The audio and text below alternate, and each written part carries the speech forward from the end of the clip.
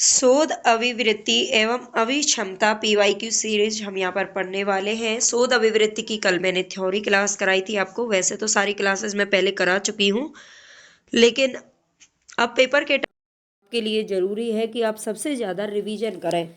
और paper first के लिए तो ख़ास तौर पर आप ज़्यादा से ज़्यादा पीवाईक्यू करिए, ताकि आपकी जो लैंग्वेज है वो समझ में आ जाए। क्योंकि खाली थ्योरी से आप पेपर को नहीं निकाल सकते, क्योंकि पेपर फर्स्ट की जो लैंग्वेज होती है वो थोड़ी सी अलग होती है, टफ होती है अगर कहें तो इसके लिए पीवाईक्यू करना बहुत ही ज़रूरी है। और इसी क्रम में आज हमारी शोध अभिवृत्ति यानी कि जो सेकंड यूनिट है पेपर फर्स्ट की, आज हम उसके यहाँ पर कम से कम आपको इसमें 45 क्वेश्चन देखने को मिलेंगे। और मैं जल्दी ही करवाऊंगी। आप प्लीज़ चैनल से जुड़िए, ज़्यादा से ज़्यादा अपने दोस्तों को शेयर कीजिए। फर्स्ट क्वेश्चन है हमारा यहाँ पर, निम्नलिखित में से किस शोध विधि में चर परिवर्तन में हेर फेर यानी कि मैनिपुलेशन और नियंत्रण तथा प्रतिदर्श का यादृच्छिकरण दो मुख्य अपेक्षाएं हैं?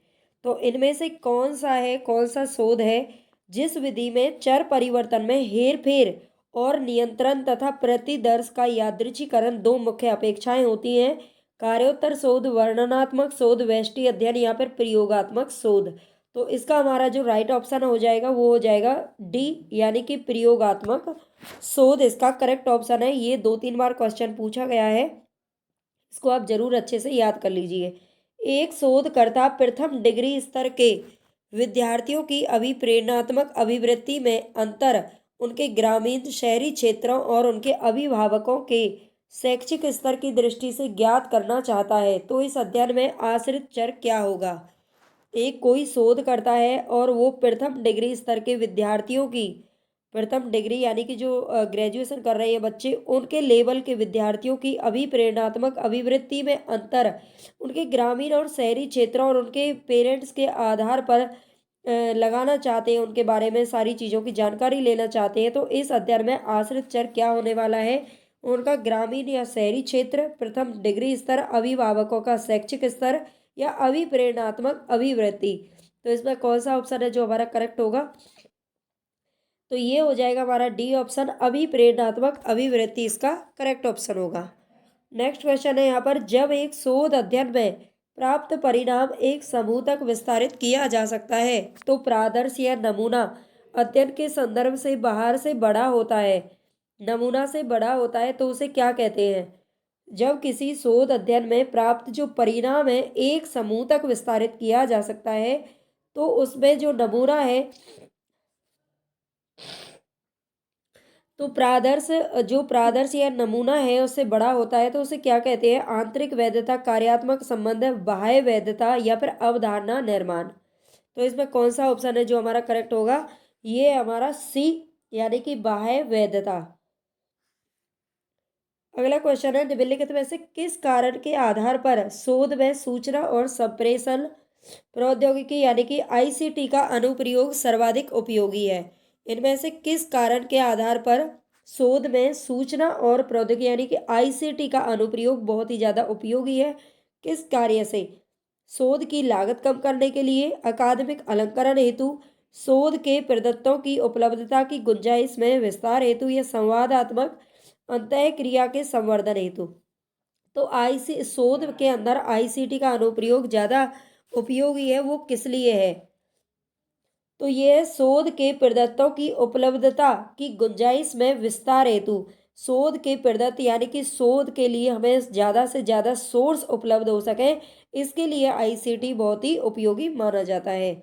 नेक्स्ट क्वेश्चन है यहाँ पर, उन कारकों की आपको पहचान करनी है जो संस्थानों में शिक्षण से संबंधित सकारात्मक अधिगम वातावरण को प्रभावित करते हैं। कौन से ऐसे कारक हैं जो संस्थानों में, संस्थान यानी कि स्कूल्स वगैरह की बात कराएं, स्कूल कॉलेजों में शिक्षण से संबंधित सकारात्मक अधिगम वातावरण को प्रभावित करते हैं? वह सीमा जिसमें शिक्षक स्पष्ट प्रदर्शन करते हैं, यह कक्षा एवं संस्थान में सहभागिता एवं खुली परिचर्चा की संभाव्यता, विद्यार्थियों के प्रश्नों का उत्तर देते समय विषय के प्रति शिक्षक की निपुणता, संस्था या कक्षा में सकारात्मक सुदृढ़ता का निरंतर उपयोग या शिक्षक की उपलब्धता एवं उसका निर्देशन। तो इसमें से कौन से ऐसे कारक हैं जो सकारात्मक अधिगम वातावरण को प्रभावित करते हैं? वातावरण की बात यहाँ पे हो रही है, तो कक्षा एवं संस्थान में सहभागिता और खुली परिचर्चा की संभाव्यता 2 इसका बिल्कुल सही है। और इसका 4 हमारा बिल्कुल करेक्ट है। 4 में क्या कह रहा है? संस्था या कक्षा में सकारात्मक सुदृढ़ता का निरंतर उपयोग। देखो, शिक्षक की निपुणता, शिक्षक सही तरीके से स्पष्ट करे, शिक्षक की उपलब्धता, ये सारी चीज़ें कहीं ना कहीं अधिगम को प्रभावित करती हैं। लेकिन यहाँ पर वातावरण की बात हो रही है, अधिगम वातावरण को प्रभावित करने की बात हो रही है, तो इसमें ये दोनों हमारे करेक्ट हो जाएंगे, 2 और 4। 2 और 4 हमारा डी ऑप्शन में दे रखा है, ये सही है हमारा। नेक्स्ट क्वेश्चन यहाँ पर हमारा मैचिंग दे रखा है। सूची फर्स्ट को सूची सेकंड से के साथ में मिलान करना है।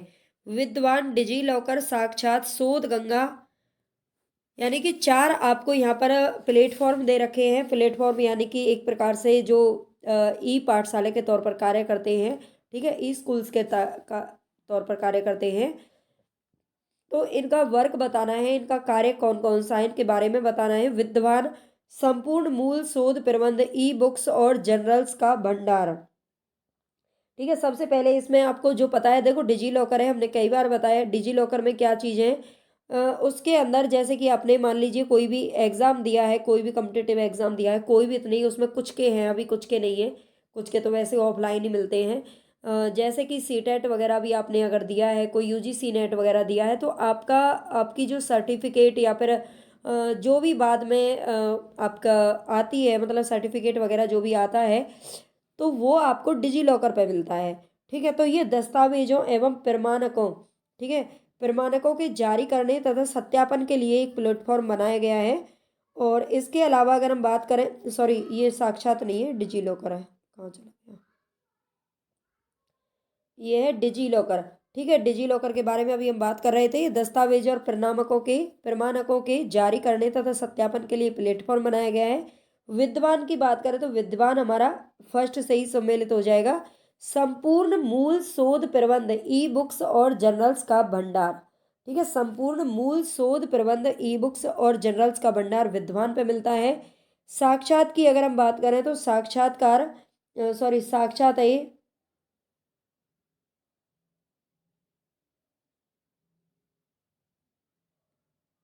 और साक्षात हमारा क्या है,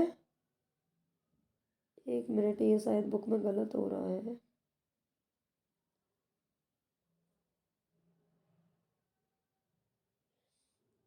शोध गंगा क्या है, तो ये है, और ये है शीर्ष वैज्ञानिकों एवं शोधार्थियों का डाटाबेस।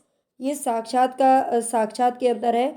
और वैसे देखो जो बुक में है ना, वैसे डिजी लॉकर में तो दस्तावेज एवं प्रमाणकों, वो मैं आपको बता देती हूँ, फर्स्ट 3 4 और 2, यानी कि डिजी लॉकर शीर्ष वैज्ञानिकों तथा शोधार्थियों का डाटाबेस इसमें बताया गया है।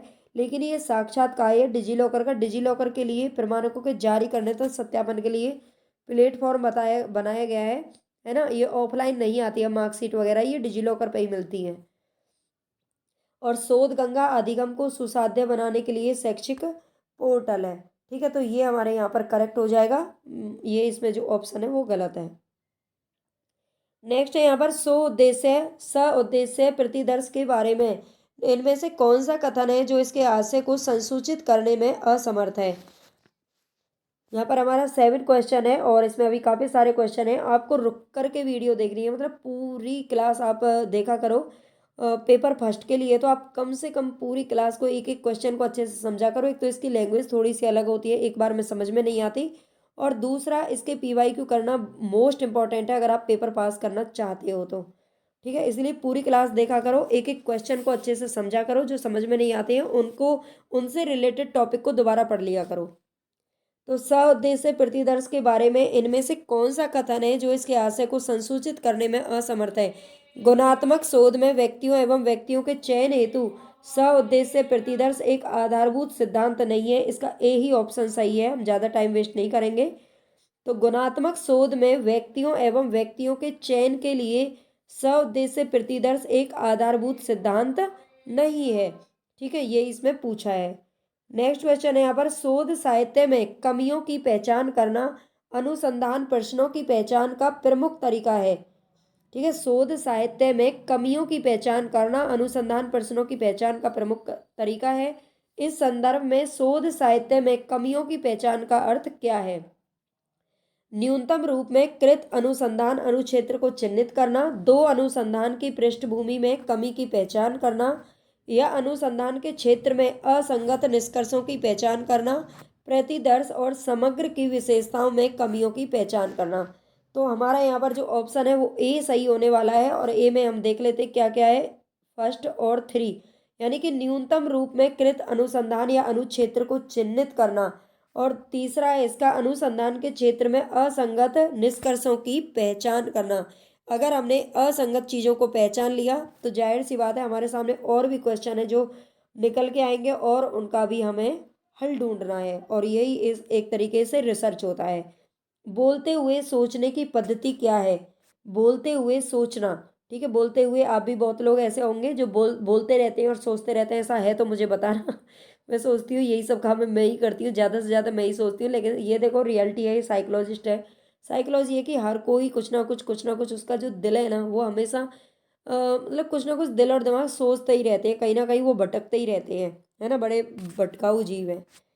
तो जो बोलते हुए सोचने की पद्धति क्या है? प्रदत्त के गौण स्रोत का भाग, अधिगमकर्ता की रणनीति और निष्पादन की जांच के लिए प्रयुक्त तकनीक, प्राथमिक स्रोत उपलब्ध कराकर अधिगमकर्ता की अभिक्षमता, परीक्षण की रणनीति, वैज्ञानिक शोध की आवश्यक विधि। तो यहाँ पर पूछ रहा है आपसे कि बोलते हुए सोचने की पद्धति क्या है, तो बी ऑप्शन हमारा करेक्ट है।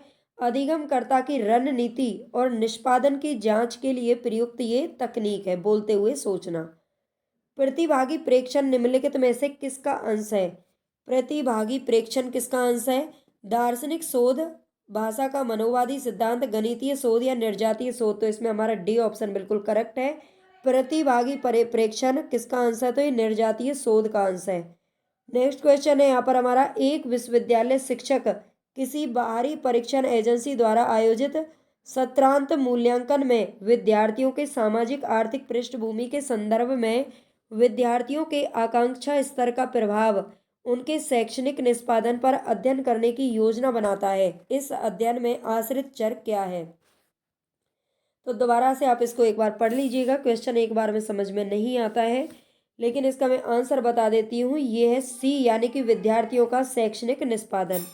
ठीक है। एक विश्वविद्यालय जो शिक्षक होता है वो किसी बाहरी परीक्षण एजेंसी के द्वारा आयोजित सत्रांत सत्र के अंत में मूल्यांकन में विद्यार्थियों के सामाजिक आर्थिक पृष्ठभूमि के संदर्भ में विद्यार्थियों के आकांक्षा स्तर का प्रभाव उनके शैक्षणिक निष्पादन पर अध्ययन करने की योजना बनाता है। इसका आश्रित चर है विद्यार्थियों का शैक्षणिक निष्पादन। 12 क्वेश्चन है हमारा, किसी शोध प्रतिवेदन में क्रांतिक भाषाई परीक्षण क्या है? तो किसी शोध प्रतिवेदन में क्रांतिक भाषाई परीक्षण है नैतिक दृष्टि से भाषा के दुरुपयोग का उल्लेख करते हुए उसका परीक्षण करना, भाषा की शैली से संबंधित विशेषता का मूल्यांकन करना, अन्य व्यक्ति की विचारधारा का विश्लेषण, या भाषा द्वारा निभाई गई लिंग संबंधी भूमिका का अवलोकन। तो यहाँ पर पूछ रहा है किसी शोध प्रतिवेदन में क्रांतिक भाषाई परीक्षण है, ए ऑप्शन हमारा यहाँ पर करेक्ट हो जाएगा। नैतिक दृष्टि से भाषा के दुरुपयोग का उल्लेख करते हुए उसका परीक्षण करना ही क्या है? क्रांतिक भाषाई परीक्षण है। 13 क्वेश्चन है हमारा यहाँ पर, शोध डिजाइन शोध में निम्नलिखित किन विशेषताओं से विशेष रूप से संबंधित है? शोध डिजाइन शोध में निम्नलिखित किन विशेषताओं से विशेष रूप से संबंधित है? तो प्रतिदर्श चयन, योजना का निर्माण, डाटा संग्रहण के टूल के बारे में निर्णय लेना, परिकल्पना निर्माण, या परीक्षा अनुक्षेत्र का चयन। तो यहाँ पर हमारा जो ऑप्शन है देखो प्रतिदर्श चयन हो जाएगा। ठीक है। योजना का निर्माण करना भी क्या है? इन विशेषताओं से संबंधित होता है शोध। और इसमें तीसरा है हमारा डाटा संग्रहण के टूल के बारे में निर्णय लेना। तो ये तीनों ऑप्शन हमारे यहाँ पर करेक्ट है। नेक्स्ट क्वेश्चन है हमारा, किस शोध पद्धति के माध्यम से नियंत्रित दशाओं के अधीन परिकल्पना के संदर्भ में एक स्वतंत्र चर के हेरफेर और आश्रित चर पर इसके प्रभाव की जांच की जाती है? तो ये क्वेश्चन 2-3 बार पूछा जा चुका है, इसमें भी 2 बार आया है क्योंकि ये की प्रैक्टिस सेट के क्वेश्चन। तो किस शोध पद्धति के माध्यम से नियंत्रित दशाओं के अधीन परिकल्पना के संदर्भ में एक स्वतंत्र चर के हेरफेर और आश्रित चर पर इसके प्रभाव की जांच की जाती है। तो ये है प्रयोगात्मक शोध। नेक्स्ट क्वेश्चन है यहाँ पर, ऐसे अध्ययन को जिसमें शोधकर्ता को प्रायोगिक और प्लेसबो समूहों की पहचान की जानकारी नहीं होती क्या कहा जाता है? ऐसा अध्ययन जिसमें शोधकर्ता को प्रायोगिक और प्लेसबो समूहों की पहचान की जानकारी ही नहीं होती तो उसे कहते हैं डबल ब्लाइंड। ठीक है, उसे क्या कहते हैं? डबल ब्लाइंड, मतलब डबल डबल अंधा। ब्लाइंड का मतलब तो आप समझते होंगे, ब्लाइंड किसको बोलते हैं? अंधे को बोलते हैं, और डबल ब्लाइंड यानी कि डबल अंधा। ठीक है, नेक्स्ट क्वेश्चन है हमारा यहाँ पर, गुणात्मक शोध और मात्रात्मक शोध। प्रकरण अध्ययन शोध की कौन सी विशेषताएं हैं? प्रकरण अध्ययन शोध की कौन सी विशेषताएं हैं?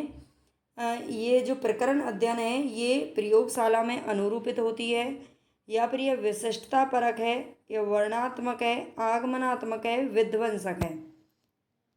तो जो प्रकरण अध्ययन होता है उसकी विशेषताओं में आती है विशिष्टता परक है, यह वर्णनात्मक है, और यह आगमनात्मक है। ठीक है, प्रयोगशाला में अनुरूपित मतलब जरूरी नहीं है कि ये प्रयोगशाला में ही इसका अध्ययन किया जाए, और विध्वंसक तो है ही नहीं। ठीक है, तो ये विशिष्टता परक है, वर्णनात्मक है और आगमनात्मक है। जब किसी अज्ञात क्षेत्र के संबंध में जानने और सूचना एकत्र करने के लिए शोध अध्ययन संचालित किया जाता है तो उसे किस रूप में जाना जाता है? जब किसी अज्ञात क्षेत्र के संबंध में, मतलब अज्ञात जिसे हम नहीं जानते हैं, उस क्षेत्र के संबंध में हमें जानना है, या उसके संबंध में हमसे कोई सूचना एकत्र करने के लिए कहे, उसके बारे में शोध करना पड़े, तो उसे किस रूप में जाना जाता है? मार्गदर्शी अध्ययन, व्यवहार्यता अध्ययन, व्याख्यात्मक शोध, या फिर गवेषणात्मक शोध। तो इसका जो राइट ऑप्शन है वो है गवेषणात्मक शोध। ठीक है, क्या कहते हैं? अज्ञात क्षेत्र के शोध अध्ययन को बोलते हैं गवेषणात्मक शोध। जनगणना निम्नलिखित में से किसका एक उदाहरण हो सकता है? तो जो जनगणना होती है वो किसका उदाहरण है? ऐतिहासिक अध्ययन का उदाहरण तो ये नहीं है। ठीक है, जनगणना कभी भी ऐतिहासिक नहीं होती, ये वर्तमानिक होती है, मतलब चलती रहती है।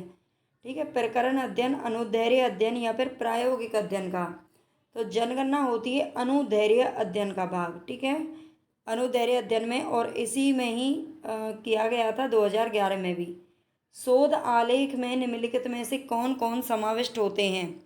जो शोध आलेख होता है उसमें से, इसमें से कौन कौन से जो तत्व हैं वो रहते हैं? भूमिका, डेटा, डाटा विश्लेषण और परिणाम, प्राक कथन, या फिर अनुशंसा पत्र। तो बताएं इसमें से कौन से हमारे जो तत्व हैं वो शोध आलेख में शामिल होते हैं?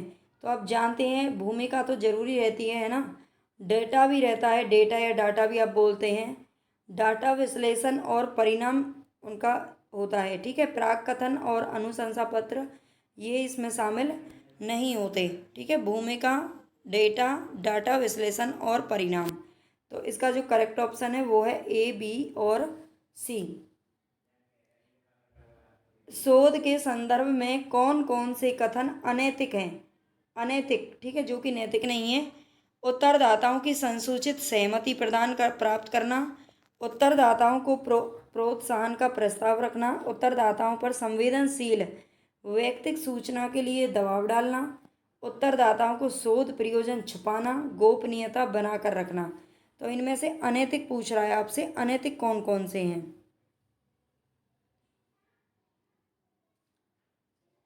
तो बताएं कौन सा इसमें से आंसर है जो हमारा सही होगा? अनैतिक कौन कौन से हैं? तो उत्तरदाताओं को प्रोत्साहन का प्रस्ताव रखना, ठीक है, ये अनैतिक है। और उत्तरदाताओं पर संवेदनशील व्यक्तिगत सूचना के लिए दबाव डालना, दबाव तो किसी चीज़ के लिए डालना ही नहीं चाहिए। और उत्तरदाताओं से शोध प्रयोजन छिपाना, ठीक है, जिस शोध के लिए आप तथ्य उत्तरदाता से प्राप्त कर रहे हो और उसका प्रयोजन, मतलब उससे शोध से क्या लाभ होने वाला है, ये उससे नहीं छुपाना चाहिए, नहीं तो वो ज़्यादा दिनों तक गोपनीयता नहीं बना के रखेगा। गोपनीयता बनाकर रखना ये जरूरी है, ये अनिवार्य तत्व है। अगर वो गोपनीयता नहीं बनाकर रखेगा तो पूरा जो शोध है ना वो खराब चला जाएगा। तो गोपनीयता बनाना ये नैतिक है, लेकिन उससे शोध प्रयोजन छुपाना ये अनैतिक है। आई होप आपको समझ में आ गए होंगे। अगर नहीं भी समझ में आ रहे हैं तो इसका मतलब आपने थ्योरी नहीं पढ़ी है, आप थ्योरी क्लास ज़रूर देख लेना। जो भी बच्चे न्यू हैं, जिनको नहीं पता है, प्ले लिस्ट बनी हुई है चैनल पर।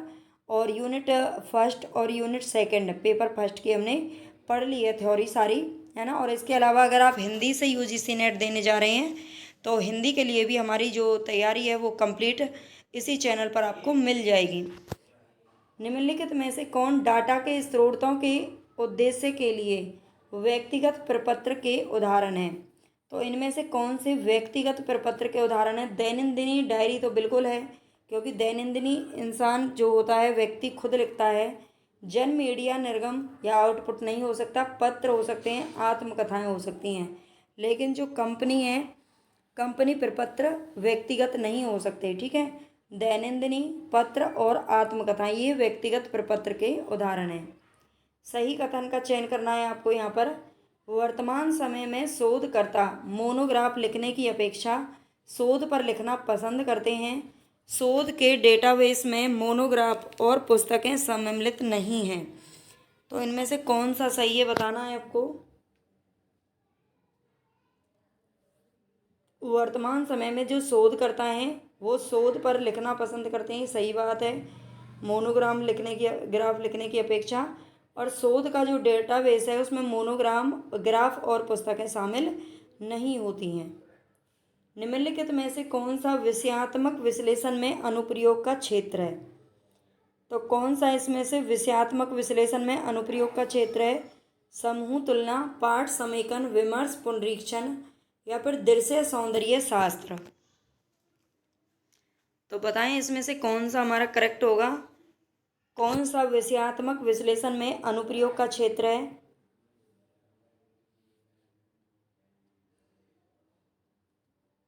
तो इसमें जो हमारा करेक्ट ऑप्शन है वो है समूह तुलना, ठीक है। विषयात्मक विश्लेषण में अनुप्रयोग का जो क्षेत्र है उसे कहते हैं समूह तुलना। सहभागी प्रेक्षण में शोधकर्ता को निम्नलिखित में से किस रूप में कार्य करना चाहिए? पेशागत आयोजक, ये शोधकर्ता की बात हो रही है, शोधकर्ता को किस रूप में कार्य करना चाहिए? पेशागत आयोजक, पेशागत अजनबी, पेशागत लोकप्रियतावादी या फिर सांस्कृतिक अभिकर्ता। तो इसका जो करेक्ट ऑप्शन होगा वो होगा बी, यानी कि पेशागत अजनबी, ठीक है। अजनबी के रूप में उसे कार्य करना चाहिए। निम्नलिखित में से कौन से शोध लेखों की गुणवत्ता से संबंधित है? तो कौन से हैं जो शोध लेखों की गुणवत्ता से संबंधित हैं? शोध लेखों की संख्या, प्रभाव कारक, उद्धरण सूचकांक, उनके प्रकाशन की बारंबारता, एच सूचकांक। बताएं इसका सही आंसर आपका कौन सा होगा। तो देखो, जो संख्या होती है ना वो शोध लेखों की गुणवत्ता से संबंधित नहीं होती, और जो बारंबारता है उसके प्रकाशन की बारंबारता भी संबंधित नहीं होती। जबकि प्रभाव कारक, उद्धरण सूचकांक और एच सूचकांक, ठीक है, बी, सी और ई इसके बिल्कुल करेक्ट ऑप्शन है। बाकी संख्या और बारंबारता से मतलब नहीं होता है। शोध में निम्नलिखित में से किन का व्यवहारिक महत्व है? सामाजिक दाव, शोध विषय, शोध अभिकल्प, शोध विधि, सह शोधकर्ताओं के साथ तुलना। तो किन का व्यवहारिक महत्व है बताएं। व्यवहारिक महत्व किसका है? तो देखो, दाव जहाँ पर है वो तो करेक्ट हो नहीं सकता, ठीक है, सामाजिक दाव नहीं होनी चाहिए। शोध विषय का व्यवहारिक महत्व है, शोध अभिकल्प और शोध विधि, ठीक है, इन तीनों का ही क्या है? बी, सी और डी हमारे करेक्ट ऑप्शन है। शोध में इनका व्यवहारिक महत्व होता है, शोध विषय का, अभिकल्प और विधि का। वैज्ञानिक शोध के पास किसी परिघटना का कारण बताने का अंतिम लक्ष्य किसके माध्यम से होता है? तो वैज्ञानिक शोध के पास अगर किसी का परिघटना का कारण बताना है तो उसका अंतिम लक्षण किसके माध्यम से होता है? गोपनीय नियम, अद्वितीयता का नियम, अंतः प्रज्ञा का नियम या सामान्यीकरण का नियम।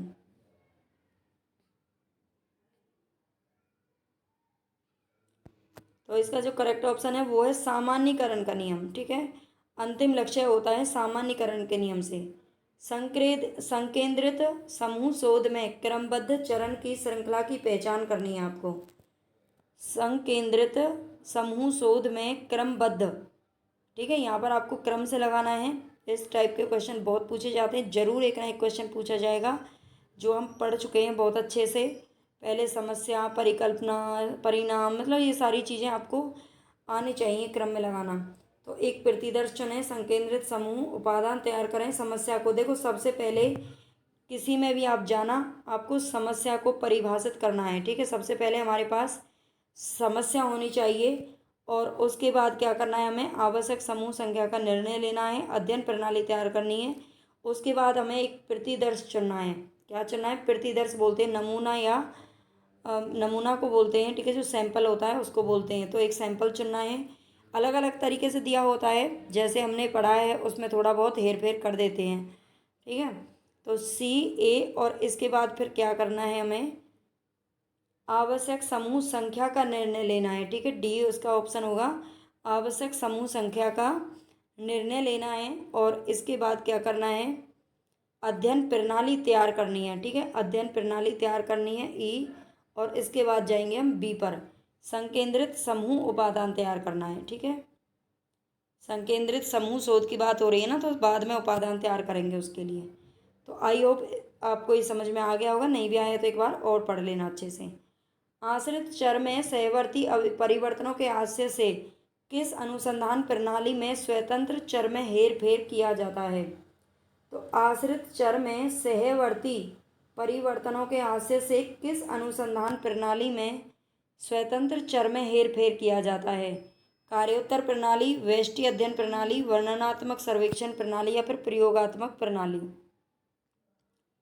बताएं इसका कौन सा करेक्ट ऑप्शन होगा। आश्रित चर में सहवर्ती परिवर्तनों के आशय से किसमें हेर फेर किया जाता है? तो ये होता है प्रयोगात्मक प्रणाली के अंदर।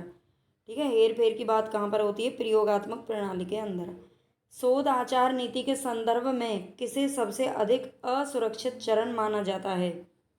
तो शोध आचार नीति के संदर्भ में असुरक्षित चरण बताना है आपको।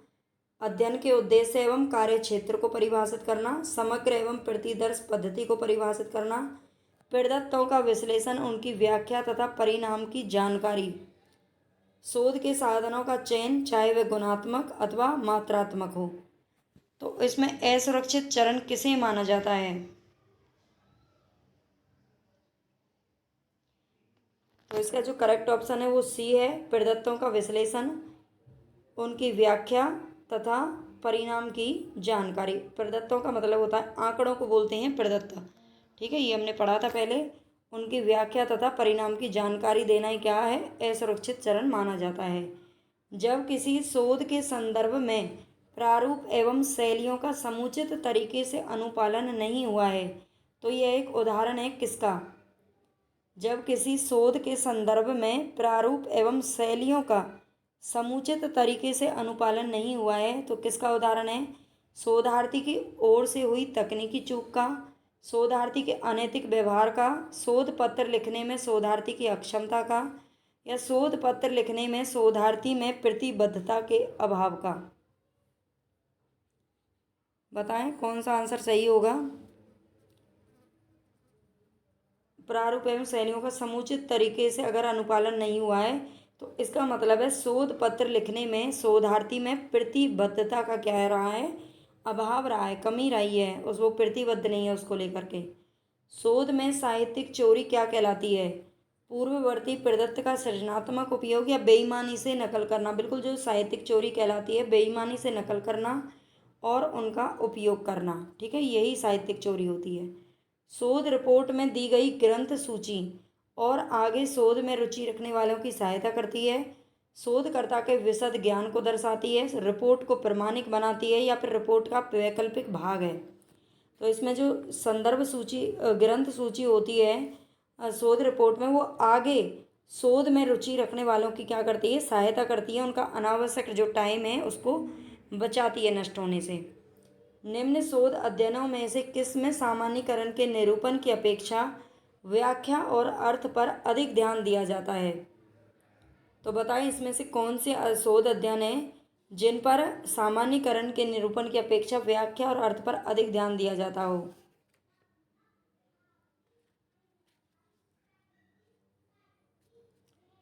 ऐतिहासिक अध्ययन, सर्वेक्षण अध्ययन, दार्शनिक अध्ययन, निर्जातीय अध्ययन, प्राक कल्पना, निगमनात्मक अध्ययन या कार्योत्तर अध्ययन। तो एक तो होता है ऐतिहासिक अध्ययन, इसमें व्याख्या और अर्थ पर ज़्यादा ध्यान दिया जाता है। आप जानते हैं ना, जैसे कि हम इतिहास पढ़ते हैं तो उसमें बहुत लंबी चौड़ी व्याख्या देनी पड़ती है, एक्सप्लेनेशन होता है, ठीक है। और दार्शनिक अध्ययन होता है, सर्वेक्षण में व्याख्या और अर्थ पर ध्यान ज़्यादा नहीं दिया जाता। और होता है निर्जातीय अध्ययन, ठीक है। इसके तीनों ऑप्शन क्या हैं, सही हैं, ए, सी और डी। जबकि निगमनात्मक और कार्योत्तर में व्याख्या और अर्थ पर ध्यान ज़्यादा नहीं दिया जाता। वह शोध अभिकल्प जिसमें निरंतर तथ्यात्मक जानकारी एकत्र करने की आवश्यकता पड़ती है। तो इसमें से कौन सा है जिसमें तथ्यात्मक जानकारी एकत्र करने की आवश्यकता पड़ती रहती है? अनुदैर्घ्य अध्ययन अभिकल्प, पूर्व और पश्चात अध्ययन अभिकल्प या प्रतिनिधिक अध्ययन अभिकल्प, द्विनियंत्रण अध्ययन अभिकल्प। तो बताएं इसमें से कौन सा करेक्ट होगा। अनुदैर्घ्य जो अध्ययन अभिकल्प है, इसमें निरंतर हमें तथ्यात्मक जानकारी इकट्ठा करने की क्या पड़ती है, जरूरत पड़ती है। मात्रात्मक शोध को और क्या कहा जाता है? तो मात्रात्मक शोध को और क्या कहते हैं? निर्जातीय उपागम, असंरचित उपागम, वर्णनात्मक उपागम या संरचित उपागम। तो मात्रात्मक शोध को और कहा जाता है संरचित उपागम। क्या कहते हैं? संरचित उपागम, ठीक है, ये ध्यान रखना। वह शोध जिसमें पुरुष और महिला के बीच सामाजिक असमानता पर जोर दिया जाता है वो क्या कहलाता है? तो जिसमें पुरुष और महिला के बीच में असमानता पर जोर दिया जाता है वह सीधी सी बात है नारीवादी शोध होगा। कौन सा होगा? नारीवादी शोध, ठीक है। किस प्रकार के शोध में शोध के चरणों को चक्रीय होना चाहिए?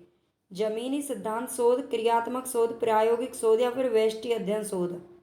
तो चक्रीय किस में होना चाहिए? क्रियात्मक शोध के अंदर, ठीक है, बी करेक्ट ऑप्शन है।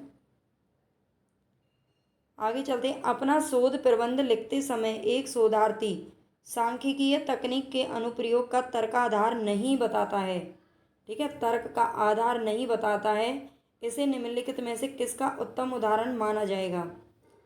मतलब एक शोध प्रबंध लिखा है किसी शोधार्थी ने और उसमें वो सांख्यिकीय तकनीक का जो अनुप्रयोग किया है उसका तर्क आधार नहीं बताया है, तो इसे किसका उत्तम उदाहरण माना जाएगा? नैतिक कदाचार, भूल से हुई त्रुटि, जानबूझकर की गई त्रुटि या फिर तकनीकी चूक। तो कौन सा होता है?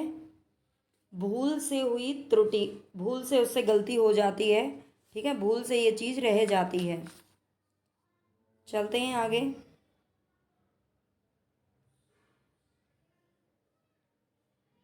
बताना मुझे कमेंट करके कि आपको क्लास कैसी लगी, क्वेश्चन कैसे लगे, ज़रूर बताना, ठीक है। और बाकी आप पढ़ते रहना अच्छे से, और पढ़ने के साथ साथ में आपको ये भी ज़रूर ध्यान रखना है कि आप जहाँ से पढ़ रहे हैं आपके लिए कोई इतनी मेहनत कर रहा है तो आप उसके लिए एक लाइक, सब्सक्राइब या शेयर ज़रूर कर दें। अगर एक एक दो बच्चों को भी आप डेली शेयर करेंगे तो हमारा जो मतलब संख्या है, जो कारवां है, वो बढ़ता चला जाएगा और उन बच्चों की भी हेल्प हो पाएगी जिनको आसानी से ही ये फ्री में क्लासेस नहीं मिलती हैं पेपर फर्स्ट की, ठीक है। तो शोध की वैज्ञानिक विधि की विशेषता क्या है? अनुभववाद, वस्तुनिष्ठता, सुव्यवस्थित, गोपनीयता, सुरक्षा से संबंधित, भविष्य सूचक। तो शोध की वैज्ञानिक विधि की विशेषताएं क्या क्या होती हैं इसमें से बताएं। अनुभववाद बिल्कुल अनुभव पर आधारित होती है ना। वस्तुनिष्ठता भी इसमें होती है, हमने पढ़ाई था बहुत अच्छे से। सुव्यवस्थित होती है और ये भविष्य सूचक होता है, ठीक है। जो वैज्ञानिक विधि की विशेषता यही होती है, ए, बी, सी और एफ, ठीक है। ये हमारे करेक्ट ऑप्शन है। यहाँ पर एक बार और देख लेना अच्छे से। इसमें गोपनीयता और सुरक्षा से संबंधित कोई ऐसी विशेषता नहीं पाई जाती। किसी शोध रिपोर्ट में शामिल होते हैं, कोई शोध रिपोर्ट है उसमें क्या क्या शामिल होते हैं? वित्तीय लेख, प्रारंभिक भाग, उपयोगिता प्रमाण पत्र, शीर्षक पृष्ठ, विषय सूची, अंतिम अध्याय। तो किसी शोध रिपोर्ट में क्या शामिल होता है? तो इसमें होते हैं वित्तीय लेख नहीं होता बल्कि प्रारंभिक भाग होता है, ठीक है, और शीर्षक पृष्ठ भी रहता है शोध रिपोर्ट में, ये हमने पढ़े थे। विषय सूची होती है और अंतिम अध्याय भी होता है, ठीक है। बी, डी, ई और एफ, उपयोगिता प्रमाण पत्र और वित्तीय लेख हमने नहीं पढ़ा था। मापी जाने योग्य और बदलते मापों से युक्त ऊंचाई, भार, प्रसन्नता जैसी विशेषताओं को आप क्या कहेंगे? तो मापी जाने योग्य और बदलते मापों से युक्त जिनकी हाइट वगैरह और वेट माप सकते हैं उसको हम चर बोलते हैं। ठीक है, चर बोलते हैं उसको। चर को हमने पढ़ लिया था। अगर आपने देखो अभी तक थ्योरी क्लासेस नहीं देखी हैं या थ्योरी कहीं से भी नहीं पढ़ी है तो आपको सीधा क्वेश्चन ये बिल्कुल समझ में नहीं आने वाले। इस यूनिट के तो नहीं समझ में आने वाले बिल्कुल भी। वैसे तो किसी के नहीं समझ में आते, लेकिन इसके नहीं आएंगे।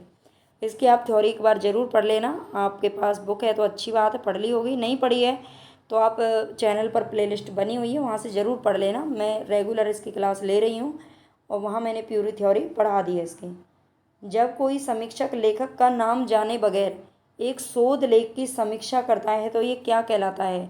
गुमनाम समीक्षा, पार्श्व समीक्षा, अप्रकट समीक्षा या अश्रेणीकृत समीक्षा। तो जब कोई समीक्षक लेखक का नाम जाने बगैर, मतलब उसे लेखक का नाम नहीं पता है, और एक शोध लेख की समीक्षा करता है तो इसे क्या कहते हैं? अप्रकट समीक्षा। क्या कहते हैं इसे? अप्रकट समीक्षा कहेंगे। ठीक है, नेक्स्ट देखते हैं। निर्देशों उपरांत विद्यार्थियों के अंतिम उपलब्धि के संपादित मूल्यांकन को क्या कहा जाता है? निर्देशों के उपरांत का मतलब होता है बच्चों को पहले निर्देश दिए जा चुके हैं कि उनके इस टाइम से मतलब उनका पेपर होने वाले हैं। जैसे होता है ना, हमने ये इनको पढ़ा था बहुत अच्छे से। मूल्यांकन जो होते हैं तो ये होता है योगात्मक मूल्यांकन, जिसे संकलनात्मक मूल्यांकन भी कहते हैं। ठीक है, संकलनात्मक, ये दोनों होते हैं। ठीक है, योगात्मक या फिर संकलनात्मक, इसे बोलते हैं ऐसे। ठीक है, ऐसे बोलते हैं। तो ये ध्यान रख लेना, निर्देशों को देने के बाद में जो मूल्यांकन किया जाता है उसे योगात्मक मूल्यांकन बोला जाता है। तो यहाँ पे हमारा मतलब इतना ही है। आप प्लीज़ चैनल को सब्सक्राइब ज़रूर कर लेना भाई, है ना। सब्सक्राइब ज़रूर करना है आपको। जो भी बच्चे देख रहे हैं, जिन्होंने नहीं किया है, कर लिया है तो दिल से उनको धन्यवाद। ढेर सारी दुआएं कि आप अच्छे से अपने, दुआएं तो सभी के लिए हैं जो भी पढ़ रहे हैं। चाहे आप सब्सक्राइब नहीं भी करेंगे तब भी मैं तो यही कहूँगी कि आप अपने जो भी आपका लक्ष्य है उसमें सफल हो जाओ। Thank you very much.